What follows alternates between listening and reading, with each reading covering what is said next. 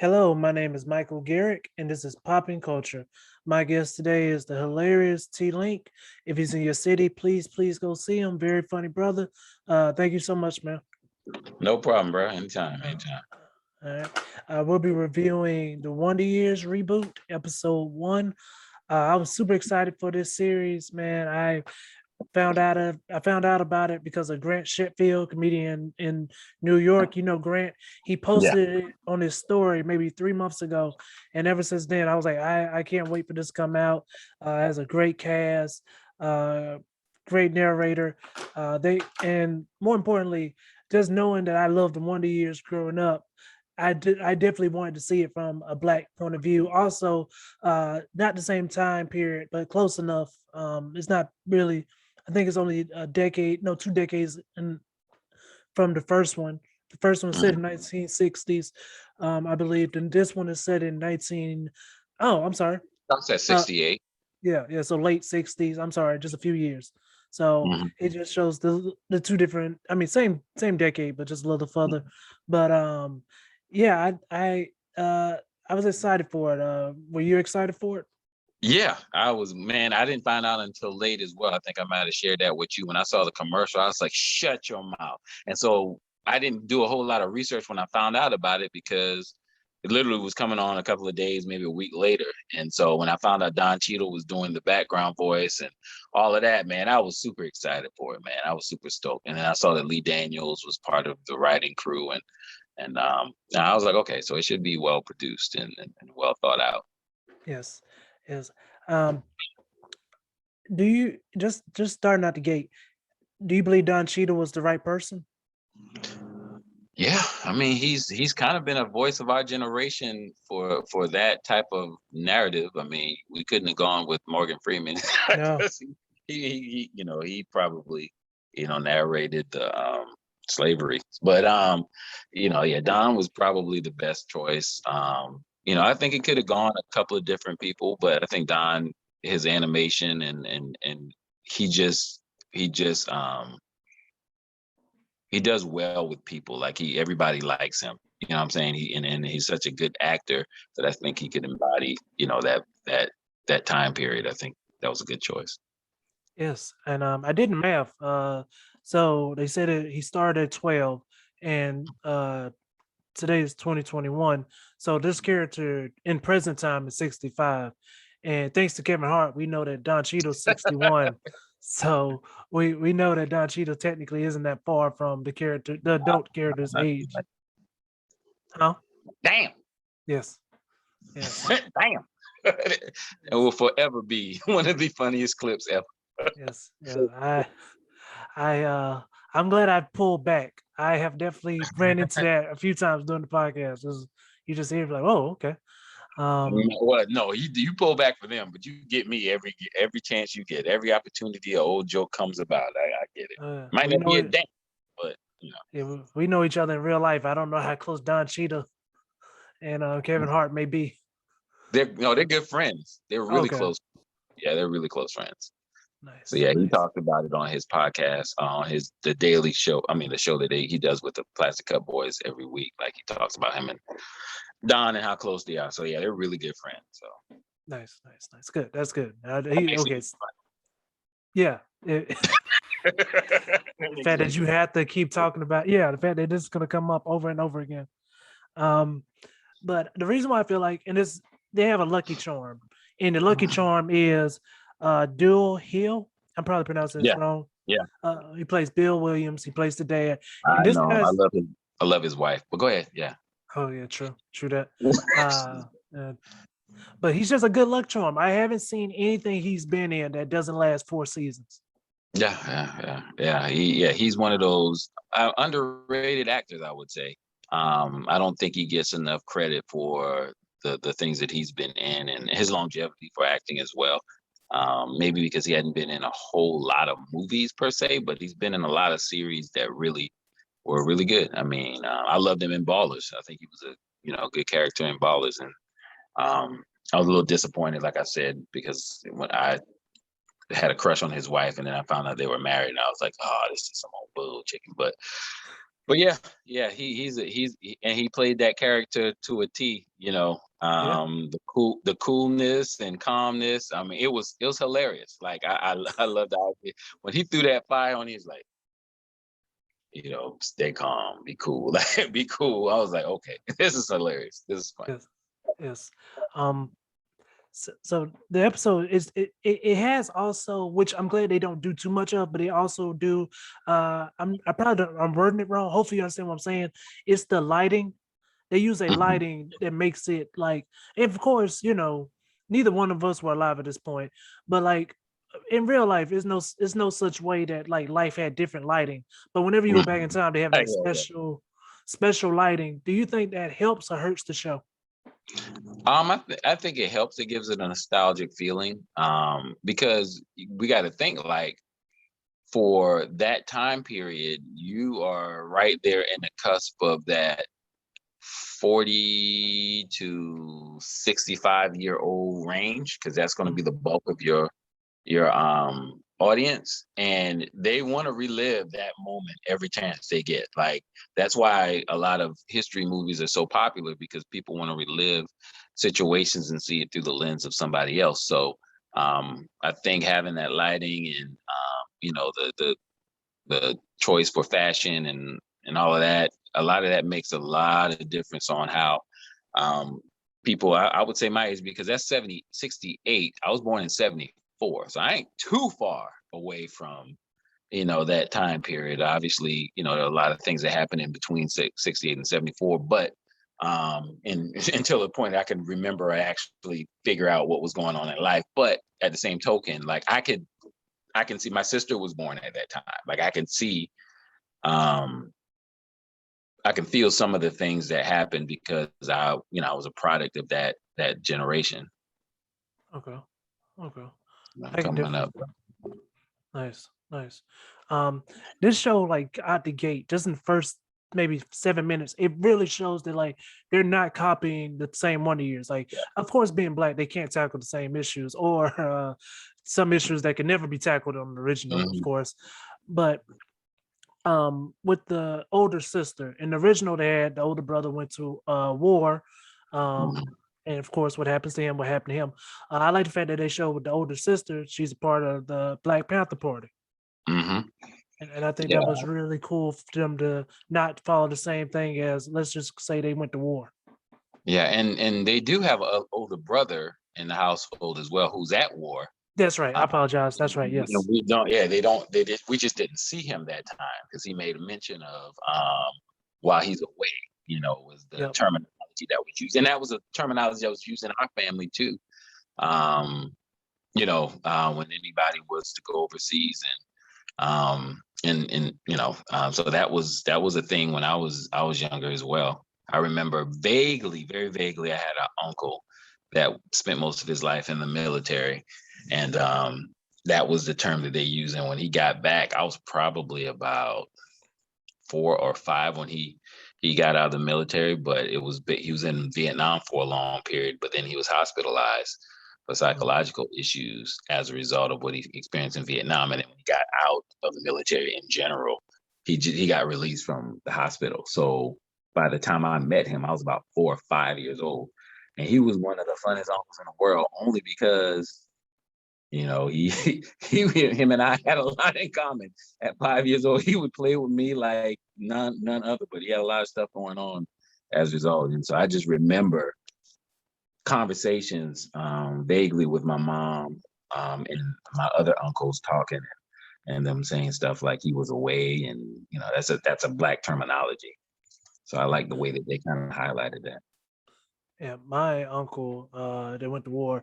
I remember my grandma having to wake him up with a broom just because she couldn't like tap him, and Yeah, I just, I just yeah, thought he was crazy, but slowly he stopped being, she was able just to wake him up. Thank you for bringing that up. I totally forgot about the brother, like, because it's really quick, but they do bring mhm, up the brother.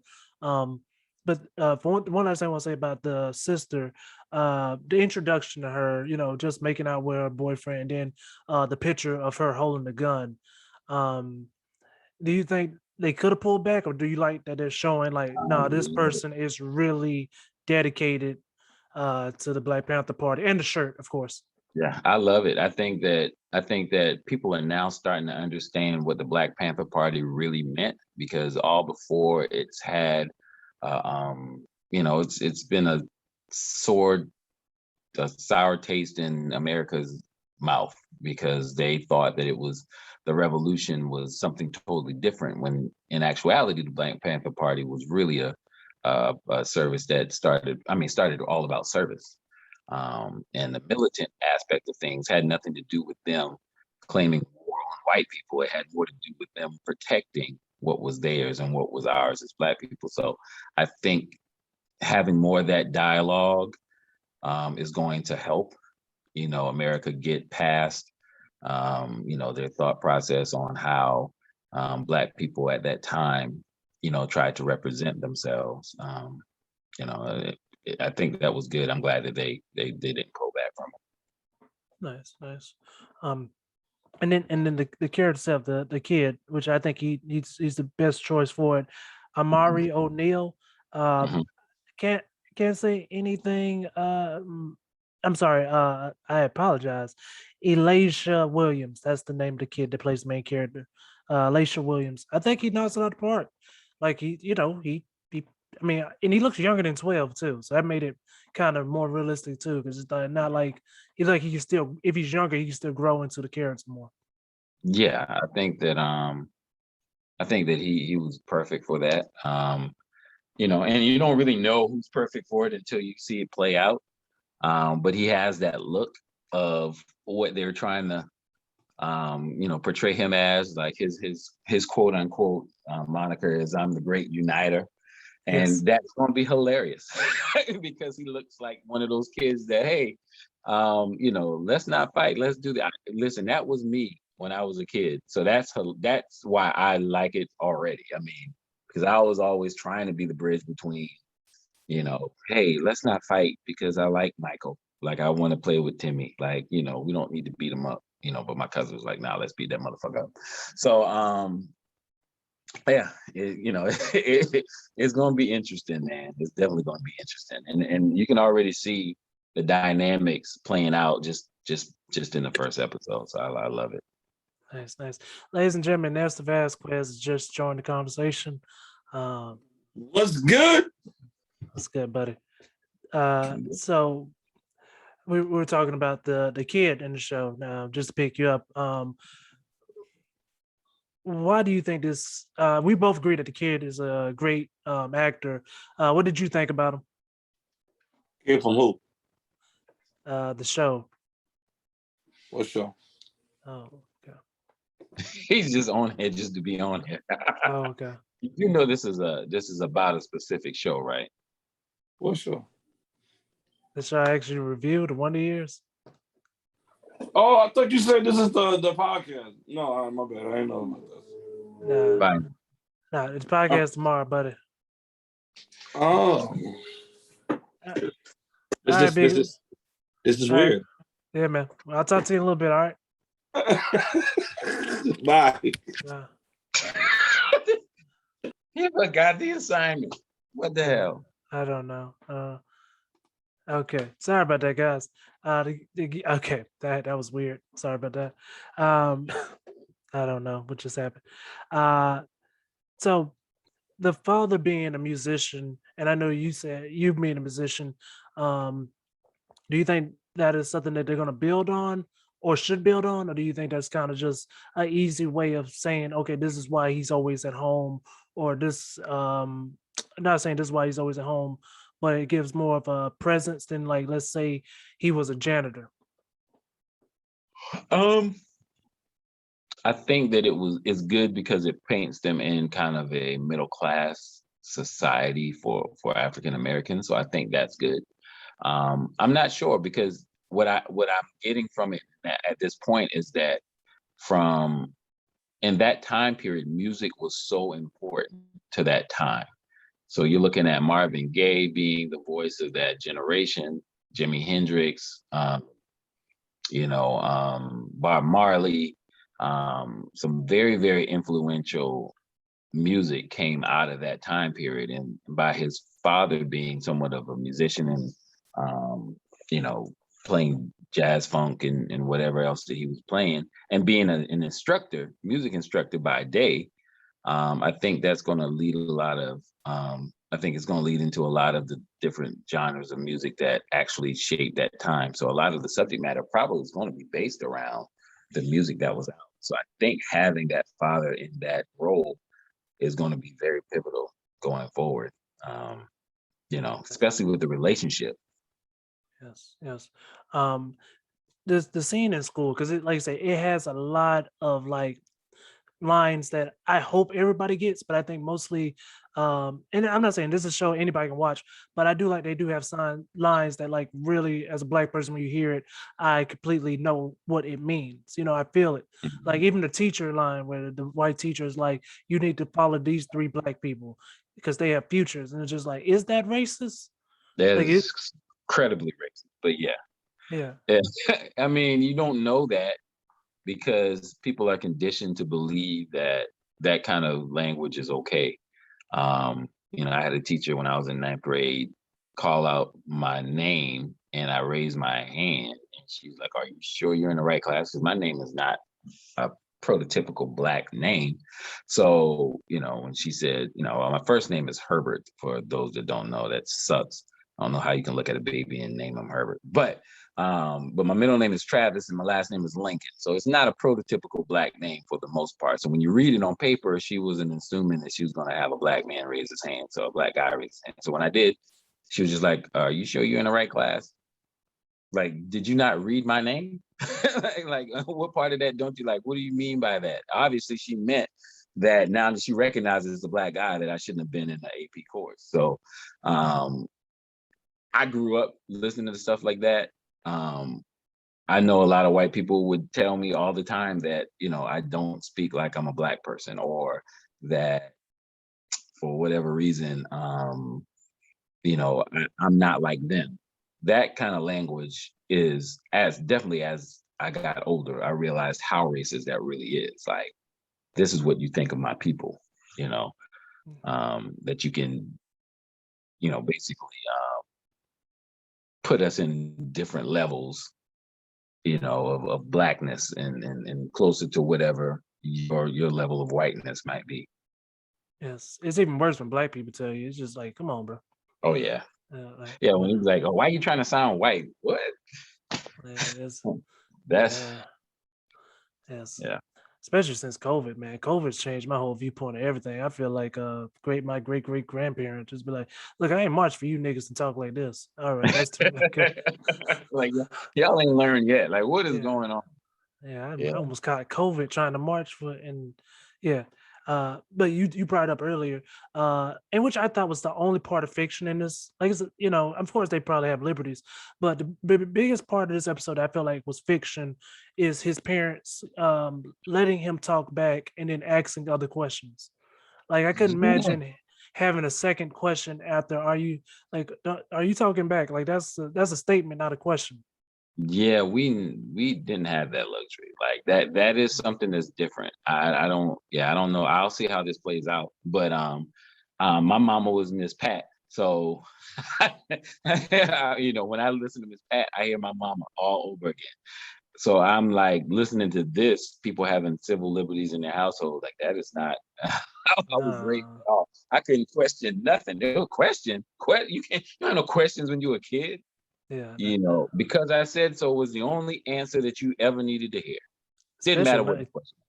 especially in 1968. I can't Oh, imagine. That's the only part of the episode where I was like, this isn't realistic at all. no, not Um, in the black family. I just don't see that happening yes, but he very does. often, I would say. I agree, but it works. He does get the kids, his friends, his white friends, and then, well, his white friend and their baseball team and his baseball team together, to go against each other, which I thought was the funniest part of the episode to see his dad and the coach Mhm. really conflict on coaching the kid. I thought that was hilarious. That's realistic as it gets. That happens all the time. Yes, yes. I have my sons in karate, like and the instructor, we're good friends. And the instructor loves to tell me about like, man, some parents trying to live through their children, man. Like, look, let me show your son how to punch. All right, like you didn't know how to, you still don't know how to punch. You're 40 and you don't know how to punch. So, Exactly. Yeah, I used to coach girls basketball, so I definitely had a lot of parents in my ear trying to tell me how to coach their kids. I'm like, well, did you play college basketball? Or did you accomplish anything in life dealing with sports? If not, I really don't need your opinion about things. I think I'll be all right. hey, one quick question: if they know their child isn't good, do they just leave you alone? No, no, because Oh you have shoot! some that, yeah, you have some that believe that girls deserve to be up there. Like, yeah, that happened. There were some girls that I didn't play much, but I always tried to find a role for everybody on the team. So even if you weren't good uh physically, but you could run or you could do whatever, I tried to help them utilize their strengths because there are some people that just couldn't do it. And parents don't see that. They just feel that their child needs to be out there, and that whole era of emotional, rewarding was real to them. I didn't grow up in that era, so it didn't work well with me. And I had some bona fide studs on my team. Oh my God, that was the worst word to use for female basketball players. But I had some really great basketball players on my team. And it was a clear cut difference between those that were talented and those that were not. And there were some people that were in the middle that played a lot, but there was the people that really weren't. Like, if you couldn't get to the middle, then you're not having this conversation as a parent. Like, come on, that's not going to Exactly. Exactly. Good to hear. Good to hear, man. You don't want to start losing just because somebody like put my daughter in. happen. Yeah, we won most of our games. I didn't have a big issue with losing. But yeah, we did have some parents that just didn't they Yes. didn't see the light. Yes. And their And kids got the then soft floor. yes. And then we get to that hard turn at the end, which first episode, man, that's heavy. Like that I mean, I think it set the tone well. Like I think that Mhm. really sets the tone for the white family to come over. And then in the end episode, after that scene, they do see the white parents walk over to the black uh parents Mhm. also and just to like, I guess I don't, at least say something. And just to find out Martin Luther King died in the first episode, it assassinated, not died, assassinated in the first episode. It's just like that's a really like hard ending. Like that's a Yeah. hard way to end the episode. Yeah, and yeah, it definitely sets the tone and precedent for what's going to happen going forward. And it's kind of the sign of the times. Like, he's coming into manhood, or young adulthood for that matter. 12 years old is a very pivotal moment for adolescent. And so, having all of those different things and seeing his mom, how she was reacting, because certain things that he says, like, I never realized how important it was to fold those clothes. Why she would continue to fold those clothes, but she didn't want him to see her cry, which is a stigma in the Black community because we hide our pain so often. That was one of those moments where she did not want him to see her in that state, and how much that situation meant. Well, when in the essence, it probably would have been great for him to see how much Martin meant to her and everyone else at that specific moment. But at the end, with all of those different things at one time, like literally within a 2 minute span, his whole life was turned upside down.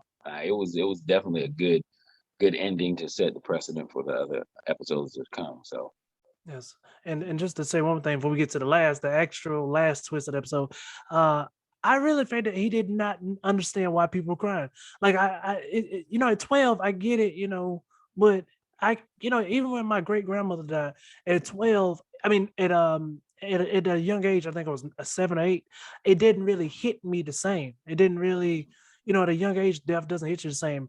I was more like, oh, we getting in a limousine. Why are we doing this?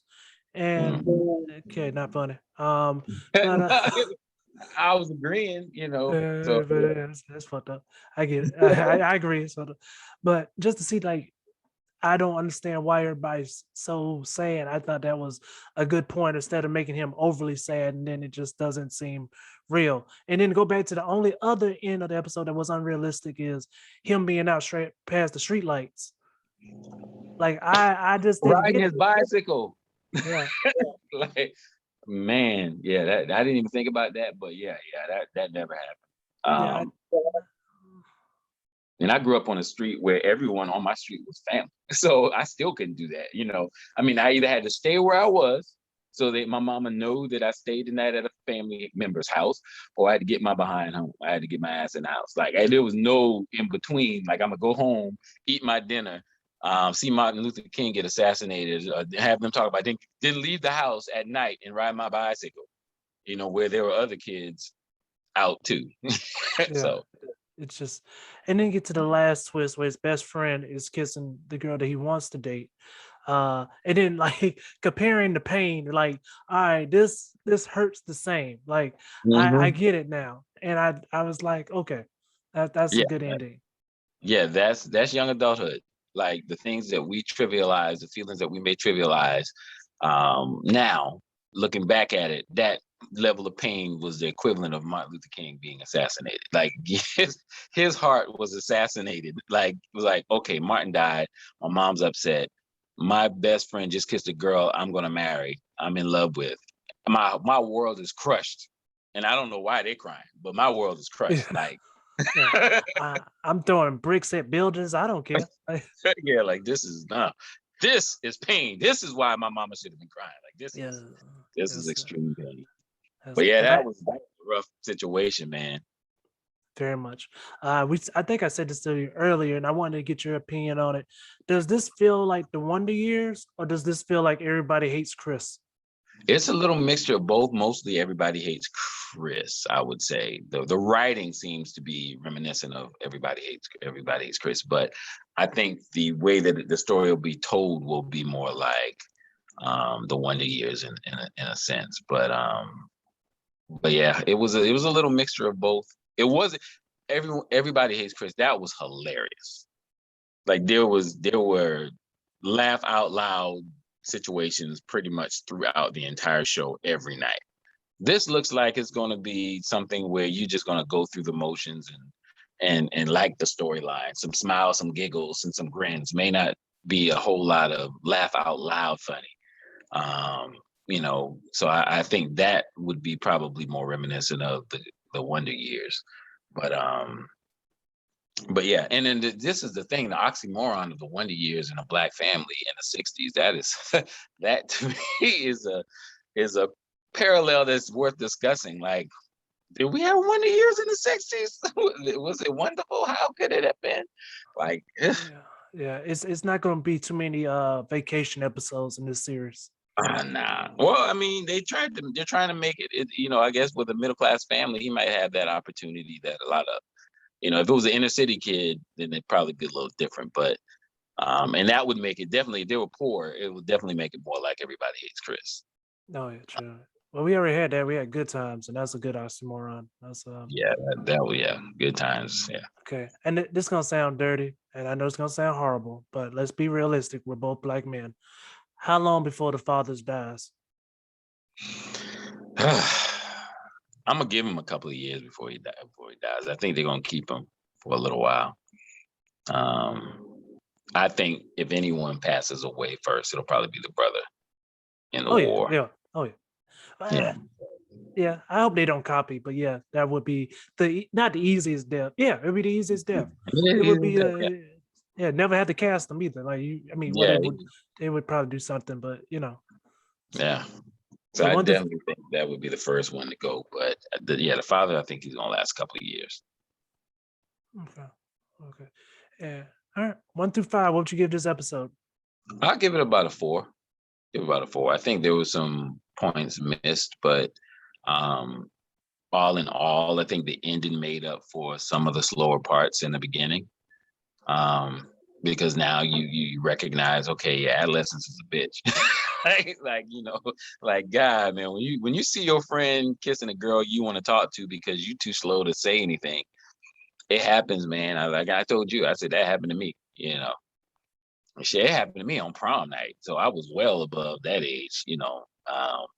Yeah, I took a girl to the prom, and she went and started talking to her ex-boyfriend at the prom, and they were dancing and all kind of shit. So, um, yeah, it's not a cool feeling at all, man. I'm sorry to hear that, brother. That's sorry to hear that. Oh, no, That's it worked out perfectly for me because all the girls saw what she did, and they rallied behind me and was like, "That's fucked up what you did to Travis." They approached her at school, and you know how much attention I got after that. oh, so wait, And like, so, oh, so that's not yeah, like so that's not something you like did later on in life. Because I thought your whole adolescence you were like Hubert, like you gave up that for a long time. yeah, I did. I mean, I was for the most. I was graduating though, so I didn't go to my prom till my senior year. So the prom was literally maybe 2 weeks before we graduated from high school. So I didn't have a whole lot of time to really enjoy that. I ended up dating somebody shortly after the prom because of that situation. And we stayed together 2 years, my freshman and sophomore year of college. But yeah, I mean, but I got a lot of attention immediately after the prom. So that prom was that Saturday. Went back to school that Monday. I think our last day of physical class as a senior was that Friday. So that week was like the best week of my high school. Like it made up for all the 4 years that I had before. But once I became an athlete, you know, Yeah. yeah, but it was more white girls than anything, and then it was girls that out of not in Somerville. They appreciated you more outside of your school. So I dated girls that were in other schools that I had no way of being able to really go and um, have communication with. But the only person that I would say that towards my ending of my junior year and beginning of my senior year that I dated that was pretty popular was, who, Yeah. Darcy. So, um, and she was actually my first real date. So that Oh was yeah. that. Hey, but I can't wait for that comment. This line. Just Dorsey wait. Strickland, please. Yeah, I can't wait to Please see that bring me to the line. table. Yes. Well, man, thank you so much for reviewing it with me. What anything you want to say to your fans, and please tell them where they can follow you. Yeah, you can follow me on Instagram, Facebook, comedian TLink, um, comediantlink.com. I would say TikTok, but I'm banned at the moment. I do have a second page that I'll probably post some things on, but for whatever reason, they decided to keep banning me. So I'll be off until I think October the 3rd. So we'll see how Yeah. that works out. Well, guys, when he comes back, please follow him everywhere. Definitely TikTok. He does great videos. Thank you guys so much for watching and listening, and have an amazing day.